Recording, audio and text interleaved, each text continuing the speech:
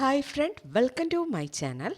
இன்றைக்கி நம்ம டிஸ்கஸ் பண்ண போகிற டாபிக் ஸ்கூலில் படிக்கிற பசங்களோட ஜாதி சான்றிதழ் அல்லாட்டா கம்யூனிட்டி சர்டிஃபிகேட் எப்படி அப்ளை பண்ணலாம், அப்ளை பண்ணுறதுக்கு என்னெல்லாம் ஆவணங்கள் தேவைப்படும், இதை பற்றி தான் நம்ம இன்றைக்கி பார்க்க போகிறோம். ஒரு 5th 6th அல்லாட்டா 7th ஸ்டாண்டர்ட் ஆகும்போதே கம்யூனிட்டி சர்டிஃபிகேட்டுக்கு அப்ளை பண்ணலாம்.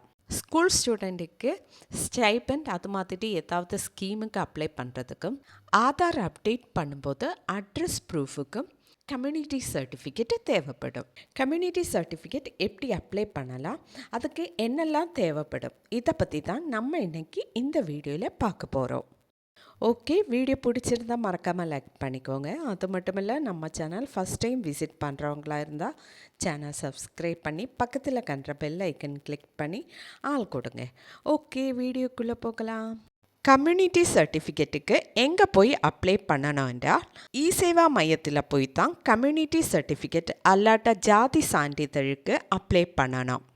இனி அப்ளை செய்கிறதுக்கு என்னெல்லாம் தேவைப்படும்னு பார்க்கலாம்.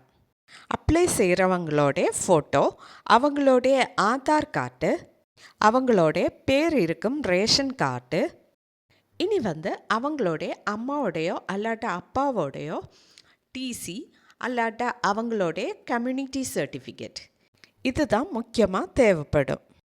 கம்யூனிட்டி சர்டிஃபிகேட்டுக்கு அப்ளை பண்ண போகும்போது இந்த டீட்டெயில்ஸ் தான் முக்கியமாக தேவைப்படும்.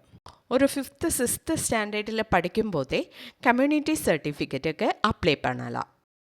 ஓகே ஃப்ரெண்ட், இன்றைக்கி நம்ம டிஸ்கஸ் பண்ணது ஸ்கூலில் படிக்கிற பசங்களுக்கு கம்யூனிட்டி சர்டிஃபிகேட்டு எங்கே அப்ளை பண்ணலாம், எப்போ அப்ளை பண்ணலாம், அப்ளை பண்ணும்போது என்னெல்லாம் டீட்டெயில்ஸ் தேவைப்படும், இதை பற்றி தான் நம்ம இன்றைக்கி பார்த்தது. ஓகே ஃப்ரெண்ட், வீடியோ பிடிச்சிருந்தா லைக் பண்ணிக்கோங்க, ஷேர் பண்ணிக்கோங்க, கமெண்ட் பண்ணிக்கோங்க. Okay, thank you.